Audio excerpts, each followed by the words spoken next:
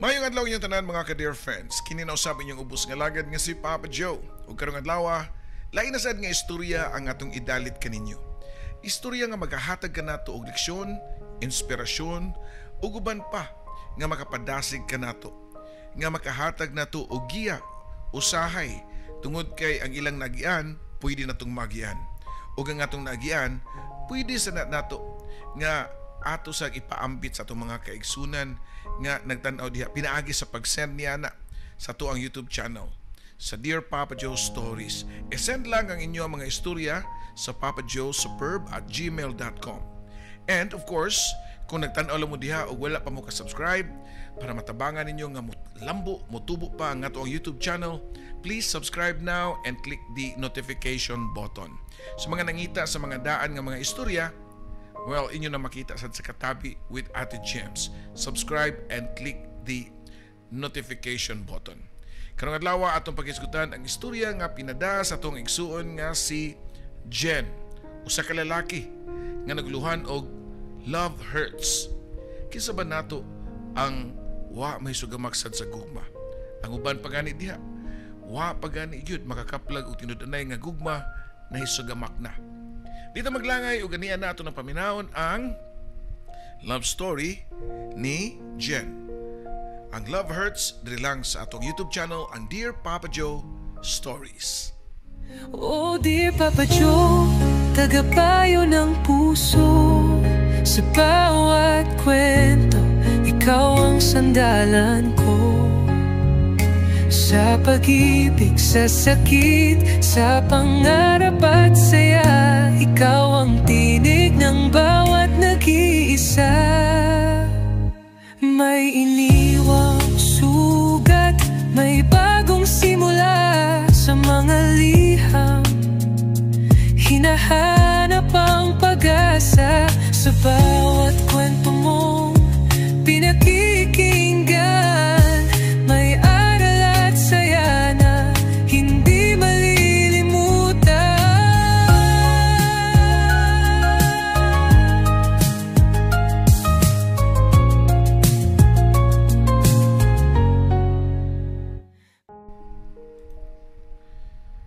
Dear Papa Joe, good day nimo sa tanan nga mga subscribers sa imong YouTube channel. Tawagan lang ko sa pangalan nga Jen, usa ka lalaki. 24 years old nga taga Punta Princesa, Cebu City. Dugay na kong tigpaminaw ni mo Papa Joe kaniadto pang naa pa ka sa Barangay RT. Actually, naalang gyapon ko sa Barangay RT. 11 to 12 noon. Every time nga makadungog ko nga nagsugod na ang imong programa dito sa radyo, maka-feel gyud ko og nostalgia or nostalgic. Nga mura ba ko mubalik sa unang panahon nga wa pay mga problema o responsibilidad. Bata pa ko ni Anto, tigpaminawan ako nimo sa radyo Papa Joe. O karon ako nakabalik og paminaw nimo sa imong mga istorya kay summer naman, wa nay klase and wa sa koy laing mabuhat diri sa amuha. I recently graduated from senior high school and taking the strand sa TVL ICT, Computer Programming. 24 years old ko ug ni-graduate sa senior high school. Kay kaniya tong nag-eskwela pa ko og elementary og junior high school, wa ko gatarong ato nga higayuna. E na ako'y mga rason nga mga balido sad. Usa sa mga rason nga masulti nako kay niya tong bata pa ko, wa ko gianad sa kong mama nga mugawas-gawas sa balay para makigduwa sa mga bata. Wa ko maka-experience anang magukod-gukod sa daan sa ubang mga bata. Naragi ko sud sa balay, sigig lili sa mga bata nga nagduwa sa gawas. Ingon niya na akong kinabuhi hangtod nga namatay ang akong mama pagka 2004. Diyang wa na akong mama, dito ko gipapuyo sa akong lola sa side sa akong papa. Pinanggaki ko nila o dito na pud nako na-expose ang kugulingon og mga tao kay daghan man kog mga igagaw nga pirmi nga magduwa-duwa unya moapil nako. Bisan pa og naanad na kog duwa-duwa sa mga bata pero dihang ting eskwelahay na, wala pa gyapon mawa ang akong trauma. Kay di magyuko ganahan mo eskwela. Pugson ko sa akong mga uncle ug aunties sa pagpakaligo aron lang maka-eskwela Pero muhila ko og taman. Matagbaw sila biran nako. Aron lang yun nga muskwela ko. Pero maghila ko. Kay mahadlo ko nga moadto og eskwelahan. Mao nga wa na lang yun ko kapadayon og eskwela. Pagsunod tuig, grade 1 lang gyapon ko. Sa private school nako gipa-enroll sa akong lola. Mao to nga napugos kog adto sa school. Pero samtang nag-discuss ang among teacher, nihilak na pug ko. Naka-remember gyud ko nga giduol ko sa akong classmate og ningon nga, "Don't cry na. Butan kayo nga akong classmate." Mga classmate actually, Papa Joe og ang ako ang teacher. Giduol ko sa akong teacher and very gently giingnan ko niya nga, "Okay ra ba nga musuwat sa gipakopy niya sa board?" Unya nitubag ko nga wa man ko'y lapis. Kay ang lapis nga gihatag sa akong uncle ug auntie, ako man gilabay. Gihatagan kog lapis sa akong teacher pero wa ako madawat kay gusto nako ballpen. Unya kay dili pa man pwede ballpen sa grade 1. Nakibaw naman pug ko ato. Ako na tong gituyo kay aron makarason ko nga di mag-squat. Ug tuod man, wa gyud ko nila mapugos kay di magyud ko musuwat. Mao to nga naundang na pug ko niadto nga school year og pag-abli na pud sa ting klase gipa-enroll na pug ko sa akong lola unya grade 1 lang gihapon. That time na nakoy kuyog nga ako igagaw nga si Ash. Parehoming duha nga grade 1 sa usa ka public school. Gituyo nila nga sa public school mi mapa-enroll kay ingkaso og muundang na pug ko di nakas og gasto. Tungod kay naman si Ash nga igagaw nakalahutay ko hangtod grade 2. Unya gibalhin mig duha sa private school pag grade 3. Unya hangtod grade 4. Unya pagka grade 5 gibalhin ko sa public school samtang si Ash nagpabilin sa private school. Diyang nabuwag nako sa akong igagaw nitukar na po ng akong kinaiyang nga mahadlok og eskwelahan. Nakaskwela ko pila ka buwan sa grade 5 unya niundang na pug ko. Bali kaduha ko ni undang o grade 5. Unya pag ikatulo ka try nakalahutay nako. Ug sa kaniadto tuloy-tuloy na ang akong studies hangtod nga ni-graduate ko og elementary niadtong 2016 sa edad nga 15 anyos. Taas na kong edad nga ni-graduate sa grade 6. Unya taas pagyud ko og height. Taason magud ko nga pagkalalaki. 15 years old ko pero mas taas pa ko sa akong uyuan ug iyaan. Pila na may istorya, nagpa-enroll ko grade 7 sa ka night school. Night high school, Papa Joe. O pagtunga-tunga sa klase, nibalik na po ang akong trauma sa eskwelahan. Tungod sa nakatrigger na ako sa among classroom. Nga ka na bang magklase o niya mag-oral test? Or mag-reporting, mahadlo kay ko ana. Kay feeling na ako, ila kong katawan o bugal-bugalan labi na sa akong height nga taas kay ko. Sukad niya to, wano ganahe nga musud sa klase. In 1 month, doon ay 2 ka weeks or 3 weeks nga absent ko. Naglabi ang akong absent kaysa present. Kay basta makibaw ko nga mag-reporting, di yun ko musud, Papa Joe. Giato ko sa balay sa mga advisor nang utana kung willing ba ko nga mubawi or i-make up ang akong grades para makabawi sa last quarter. Pero akong tubag, di na ko. Sumoto, niundang na pug ko. 5 years ko nga nahunong og eskwela until niabot ang pandemic.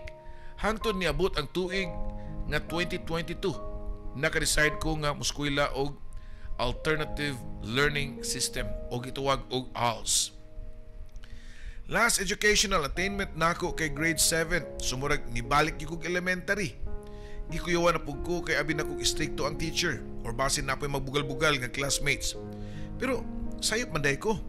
Kay nice man kaayo ang teacher nako. Unya, ako po mga classmates, mga maayo pud. Sila si Andre, Giselle ug Francis may ako mga suod sa ALS program. And after nako nahuman ang 1-year program, naka-decide ming upat nga magkuyog pa-enroll sa senior high. Si my private school, nakapasami og scholarship. Pero nay usa nga wa kasud. Si Francis, kay naka-decline ang iyahang application sa scholarship. Ang gipili ang strand o gipili nga strand mao ang STEM. Ug pagkaugma ni transfer ko og strand nga TVL Computer Programming. At first, naglisod kong adjust sa mga klase kay taas baya kaayo og laktod. Baligi shortcut na biya ang lesson sa ALS. Pero nadugay naka-adapt ako sa mga lessons ug wa na kayo ko maglisod. Proud kay ko sa akong grado nga pagka grade 11 first sem kay 89 ug pag second sem kay 90. Unya, tuloy-tuloy hangtod pag grade 12 nga tag 90 plus na ang akong grades most of my subjects. Lahir kayo niya itong nag-eskwela ko before ALS nga nag-line of 7. Papa Joe, nagsuwat ko sa akong love story di tungod sa mga na-accomplish na akong grades kundi about ni sa sitwasyon sa akong love life. Nagsugod nga nagka-colorful ang akong life niya itong intramurals namo. Kada event namo sa school, mahilig ko nga mag-video-video. Human sa intramurals, nako isa ka girl nga ni chat nako sa Facebook kay mangayo ko na siya copy sa akong mga videos during sa intrams. Ang pangalan sa girl kay si Jevi, 17 years old nga usa ka Ilongga. Very energetic o very lingaw kaayo siya ka istorya. Gikan og alas 8 sa gabi, mahuman mig chat mga alauna na sa buntag. So, diha pa lang makaingon ka nga naagyoy chemistry na munduha. Kay di siguro mi magpulaw og taman og di namo type ang usag-usa kung wala ra. Pagkaugmaan na ni eskwela ko, Jevi was grade 11 and I was grade 12 that time. Ni-chat na po si Jevi nako. Nakay extra pen, pwede mo borrow? Chat pa niya og na-reply dayon ko nga yes naa. Dayon gawas akong room kay mag-abot mi sa gawas para ihatag na ako ang akong ballpen niya. Nibalik na ko sa akong classroom and after, pero wala pa mahuman si chat si Jevi nako nga sama sa iyang ipahibaw nako kung asa siya og nag-unsa siya.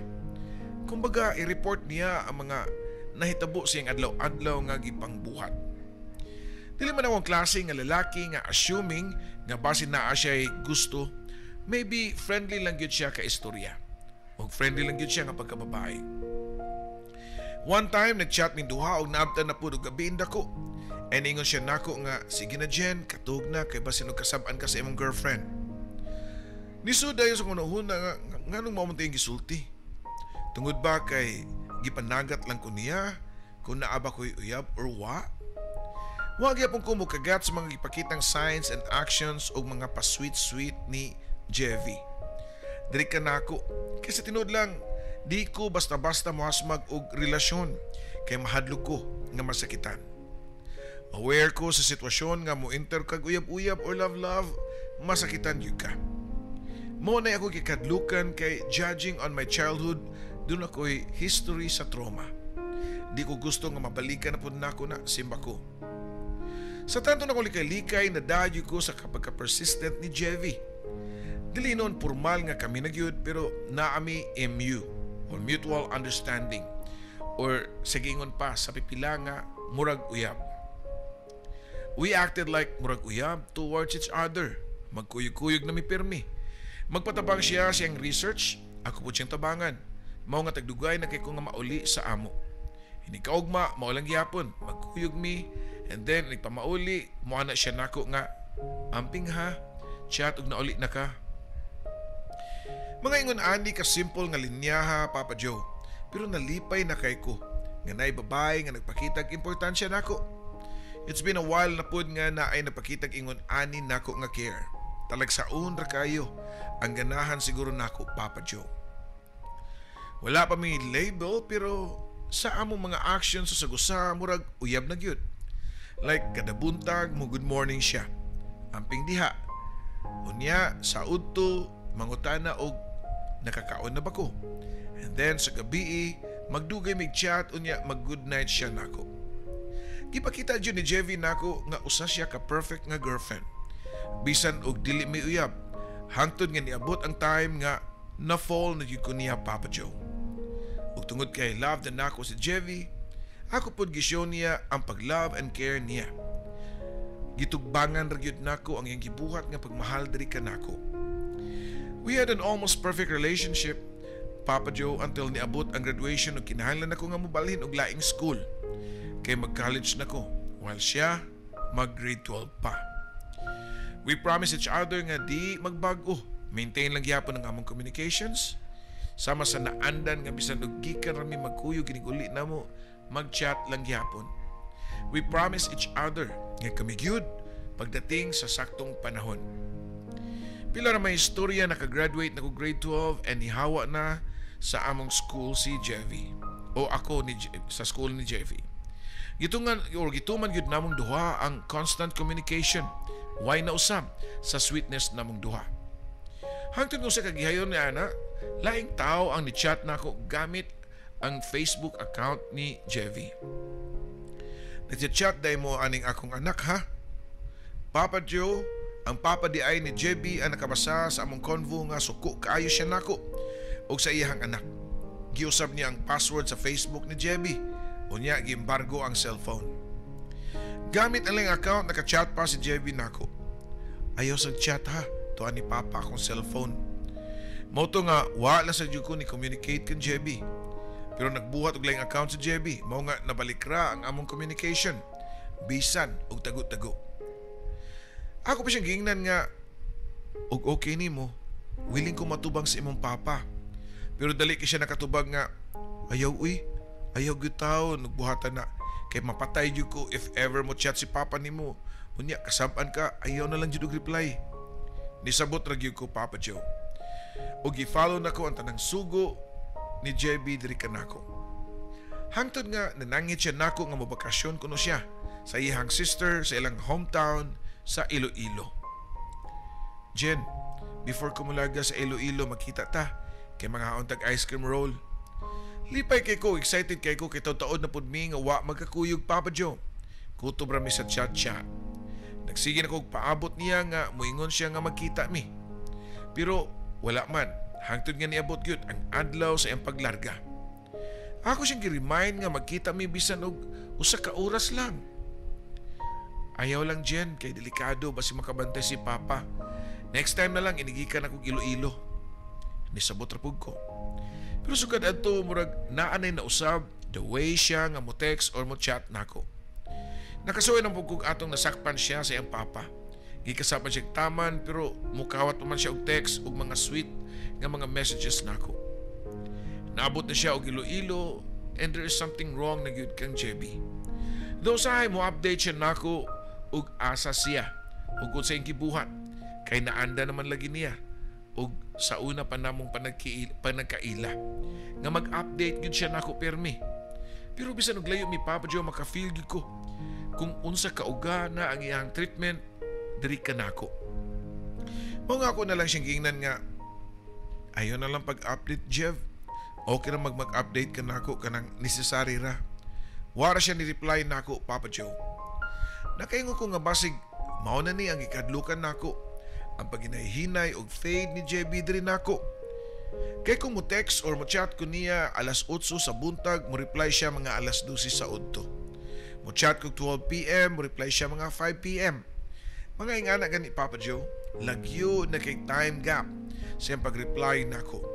And by the way, gibalik na di ay siyang papa ang iyang cellphone. Huwag naman po siya lying account para amo lang yung duha. Mao nga wag yun tayo rason nga limited nung kaayo ang iyang interaction nako. Nakabantay kay ko nga feeling nako na ginahinay ni siya o kawala nako. Pero ang problema kay di ko andam nga mawa siya nako. Kay love na kay nako si JB. Mo text ko niya og nabay problema mo reply siya nga after how many hours pa nga okay ra ko no. Wa ko no'y problema. Di na ko makatug sa pagunahuna sa kahadlok nga mawa dayon si JB nako. Mao nga akong gitchatan ang iyang sister nga maoy nakaibaw sa among relasyon. Yes siya, nakabantay ko ba? Murag wa na may interes ang nung ate nako. Matod ko pa, unya nitubag po siya nga, unya kuya, okay ra ka ana. Ningon po ko nga, dili. I-fight na ako ang love kang JB no matter what. Kuya Jen, ningon man gusto si ate nga, munahinay na siya distansya nimo tungod sa among papa. Human og chat sa iyang sister ni JB, ako po siyang gitchatan o giklaro kung unsa ka tinuod. Nahugno ko sa iyang tubag Papa Joe. Avoid na lang ko Jen para di ka masakitan. Nasakitan na hinuong ko, but still I beg her to stay. Pero wa na gyud ko no. iya na jud kong i-let go. Hangtod sa akong pagsuwat nako ning akong istorya, Papa Joe, I'm still in pain. Though I tried to heal the wounds nga ako'y nagsamad, nakibaw naman pug ko. Daan nga kung mo-enter ka aning butanga, kaakibat na gyud nimo nga masakitan ka. Pero nagpadadyo ko sa tama. Ang ending, ako'y sige pangutana sa akong kaugalingon. Did she truly love me? Nganong nagdali-dali o nganong dali ramang kaayo nga nakabuhi nako nga murag ako wala para niya. Nga ako naglisod og buhi niya. O karon sige gyapon ko gunahuna sa among duha. Tinud ba gyud ka ang iyang gipakita o gipangsulti nako? I really don't know the answer, Papa Joe. I was blinded sa kung love niya. I trusted her pero ing-ani ra ani tabo. To be clear, wa ko nasuko or galagot niya. I just wanted to understand og nangayo og answer. Katulon na ni netabo nako, Papa Joe, wa gyapon ko nakat-on sa akong mga sayop. Gibalik-balik gyapon nako bisan og aware ko nga ako'y malkansi og masakitan sa katapusan. Painfully yours, Jen. Okay, Jen, daghang salamat sa imuhang tampo and I don't know if you need my advice, but based sa imong istorya, all larks na kayo siyo. Klaro na kayo sa pattern ba? I've been there, you know. Niagis ako pagkabatanon, niagis ako sa mga ingana nga style nga sitwasyon. Well, kung imong sabton, tagaan natin kag clue ha, I don't think nga ingana kagrabe ang love niya nimo pagsugod palang daan. Kung imong basayan ang imong storya, she took advantage with you. The things nga gialure niya nimo para ikaw mismo ang muhatag adto niya. Sama sa imong pagtabang niya sa iyahang mga pagtuon. She took advantage of the situation kaya napamang ka dito. And the way I see it, katong pagtawag nimo sa iyang sister, kabaw man iyang sister nga, kabaw siya nga uyab mo og kabaw gid siya o si padagan sa iyang ate. Maybe lang, I may be wrong. Ang katong bayhana was just making a story. Wa man nimo gi-mention nga nanawag ba nimo ang lalaki? Di-chat raman nimo and wa man video call or unsa ba ingana? Imo man nag-chat-chat mo sa akong anak ha. Ingana. It could be mo nay rason ba nga or mo na yung gigamit nga rason para di nakakabalibad. So, karaan nga ng style. So, nang panahon na mo, kung di na may ganahan or ang ubang mga babae di na gani sila ganahan silang ilang mga ka-fling-fling kay dili pa nga nakasuyo. So, mingon din nga, undangon na nato ni kay nasakpan ako sa kong mama o niya kung magpadayon ta paundangon ako eskwela. And then kami mo mama na gud na, parents na gud na. And then after a while may bawaan lang nimo nga nanaylaing kuyog, nanaylaing uyab. Ang nga na masukmatan nimo wala ka mems, ingana, you know. And you said katulunan ni nahitabo nimo. You better check yourself. And maybe the problem is with you. Kay katulo naman. First, waka makaton. Second, waka makaton. Karon ikatulo na. I hope sa fourth na makaton na ka. Nga, do not let yourself be used by somebody. Do not render services nga libre sa ubang mga babae. Nga na. Maybe, yeah, you have the height. And namo kayo na-mention nga way makagusto nimo. I don't know. What pa sa nimo i-describe. Maybe I'll gonna stalk on your Facebook page and tanahon ako na imong itsura. But again, ayaw pa da sa tama na. But mabot yun ang panahon na nga magakaplag na jud ka og right person. Tinuod na masugamak yun sa gugma. I myself naranso ko yung mga failures ingana. But as of now, pila na edad na ako. I am 53 this year, but you know, I'm blessed with my partner na. O, di ba? In life. Sumo na siya. Ay lagdali-dali charge na siya sa experience nimo. You will master more kung imong gamiton nimo mga experience nga di na nimo mausab pagbuhat. Okay? Let it go. Matod pa na ako kung natigpaminawan pa ka na move on. Move on. Ayaw na taas. Move on na lang ba? Okay? So daghang salamat o ginaot pa nga magmalipayon na kapuhon soon. Ay pada sa tama na. Unahasan ang imong future niya. Make yourself somebody in the future. Okay? Daghang salamat kini mong ubos nga lagad sa Papa Joe.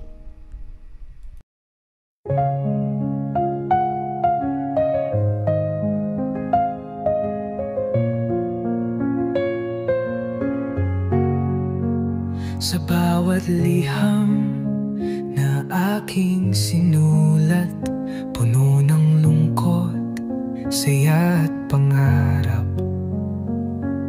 Sa radyo mong tahanan ng kwento, Papa Joe, ikaw ang aming kakampi sa mundo. May luhang pumapatak, may ngiting bumabalik sa tinig mong kay lambing. Kami iyong pinapahid. Oh dear Papa Joe, tagapayo ng puso. Sa bawat kwento, ikaw ang sandalan ko. Sa pag-ibig, sa sakit, sa pangarap at saya, ikaw ang tinig ng bawat nag-iisa. May iniwang sugat, may bagong simula sa mga liham. Hinahanap ang pag-asa sa bawat kwento mong pinakikinggan. May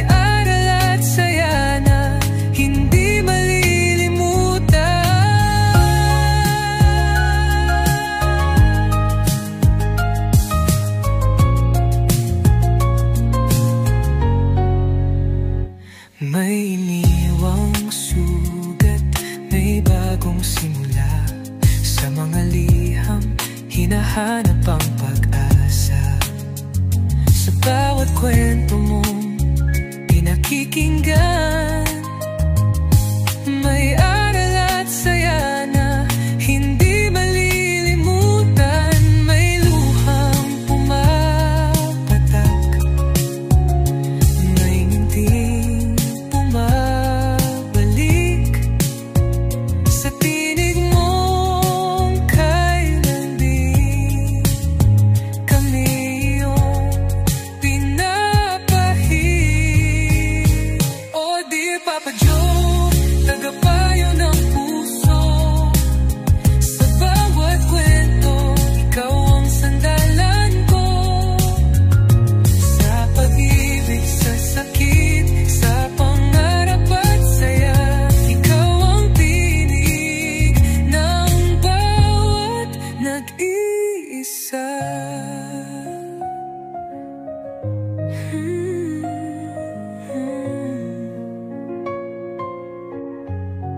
Sa alon ng radyo, tinig mong gabay, nagbibigay pag-asa sa bawat buhay. Kahit saan man kami dalhin ng mundo, ikaw ang kaibigang laging nandyan, Papa Joe. Oh dear Papa Joe, aming kaibigan, salamat sa kwento mong walang katapusan.